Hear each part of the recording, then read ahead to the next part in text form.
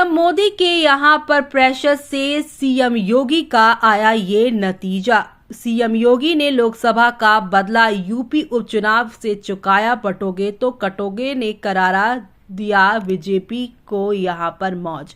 चलिए चलते हैं, जानेंगे खबर को विस्तार से। तब तक आप हमारे चैनल टीसी न्यूज चैनल को लाइक एंड सब्सक्राइब करना आप बिल्कुल ना भूलें। जी हां, आप सभी को बता दें कि आने वाले टाइम में काफी कुछ बदलने वाला तो है 2027 के चुनाव में, लेकिन उससे पहले जिस तरीके की शानदार जीत सीएम योगी के झोली में आई है लोकसभा चुनाव के उपचुनाव में, उससे यहाँ पर ये साबित हो गया है कि अपना यहाँ पर जो कुछ भी गलत हुआ था उसे साफ कर दिया है सीएम योगी ने। चलिए जानेंगे खबर को विस्तार से। तब तक आप हमारे चैनल टीसी न्यूज चैनल को लाइक एंड सब्सक्राइब करना ना भूलें। महाराष्ट्र और झारखंड विधानसभा से कम क्रेज यूपी में 9 विधानसभा सीटों पर हुए उपचुनाव का नहीं रहा। लोकसभा चुनाव में भाजपा की देश के इस बड़े सूबे में हुई दुर्गति और नतीजों को लेकर भाजपा के भीतर मचे घमासान के बाद उपचुनावों में फतह करना योगी आदित्यनाथ के लिए प्रतिष्ठा से जुड़ गया था। योगी को उपचुनाव में फ्री हैंड मिला तो उन्होंने साबित कर दिया है कि संसदीय चुनाव में यहां उनकी चली होती तो भाजपा का यूपी में प्रदर्शन उतना खराब नहीं होता जितना हुआ। सहयोग से इस बार भाजपा और आरएसएस के बीच बेहतर तालमेल भी रहा और संघ के साथ भाजपा ने भी योगी आदित्यनाथ के बटोगे तो कटोगे के नारे को मंजूरी देकर उपचुनाव में भाजपा के प्रदर्शन को बेहतर बनाने में मदद दी। इतना ही नहीं, उपचुनाव में परचम लहराने के लिए मुख्यमंत्री योगी आदित्यनाथ ने मेहनत भी खूब की थी।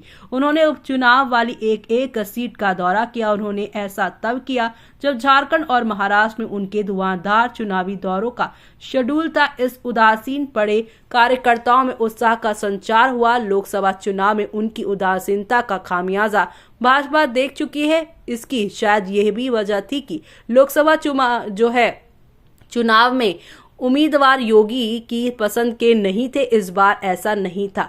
योगी ने उम्मीदवारों के चयन से लेकर उनके प्रचार में महत्वपूर्ण भूमिका निभाई। नतीजन 7 सीटों पर वे समाजवादी पार्टी के उम्मीदवारों को रोकने में सफल रहे। योगी ने हरियाणा विधानसभा चुनाव में बटोगे तो कटोगे का नारा दिया और इसे राष्ट्रवादी मानसिकता के लोगों ने राष्ट्रीय स्तर पर पहचान दी। हरियाणा में भाजपा की कामयाबी में योगी के नारे को महत्वपूर्ण माना गया, तो वहीं बाद में झारखंड और महाराष्ट्र के चुनावों में भी योगी ने यही नारा बार बार दोहराया। यूपी में तो इसे दोहराने का तो इनका नैतिक हक ही था। समाजवादी पार्टी और कांग्रेस की साझी ताकत के बावजूद योगी ने उनकी 3 सीटें उपचुनाव में झटक ली, तो इसके बड़ी वजह योगी के नारे को माना जा रहा है। सपा और कांग्रेस के जिस तरीके से मुस्लिम तुष्टीकरण के लिए किसी भी हद तक जाने का रुख लोकसभा चुनाव के समय से ही दिखाया गया, उसमें योगी के नारे की यहाँ पे प्रासंगिकता बढ़ती गई। हिंदू वोटरों का यहाँ ध्रुवीकरण हुआ और नतीजे भाजपा के पक्ष में ही आ गए।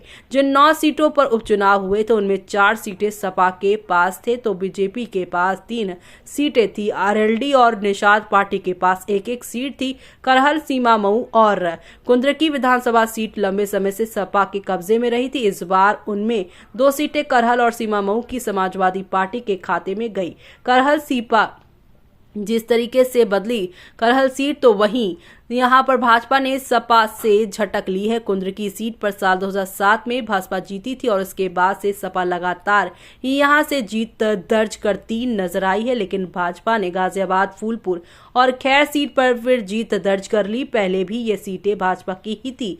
1 सीट आरएलडी ने जीती। आरएलडी को भाजपा ने समर्थन दिया था। कुंद्रकी सीट पर भाजपा उम्मीदवार की जीत इस मायने में खास है कि ये मुस्लिम प्रभाव वाली सीट मानी जाती है। सपा ने मुस्लिम कैंडिडेट भी उतारा, लेकिन जीत खाते के यहाँ पर नहीं आई। जीत आई तो भाजपा के खाते में चली गई। योगी ने नतीजों के रुझान देखकर सोशल मीडिया प्लेटफॉर्म एक्स पर अपने और पीएम मोदी के यहाँ नारे की तस्दीन करते हुए लिखा, बटोगे तो कटोगे और एक रहोगे तो सेफ रहोगे। इसका मतलब साफ है कि योगी को भी यूपी उपचुनाव में सफलता की मूल वजह यही लगती है। इससे भी आभास होता है कि आने वाले दिनों में योगी और मोदी के नारे ही भाजपा के ध्येय वाक्य बन सकते हैं। अब आपका क्या कहना है इस पर हमें कमेंट बॉक्स में कमेंट करके बताना बिल्कुल भी ना भूलें आप।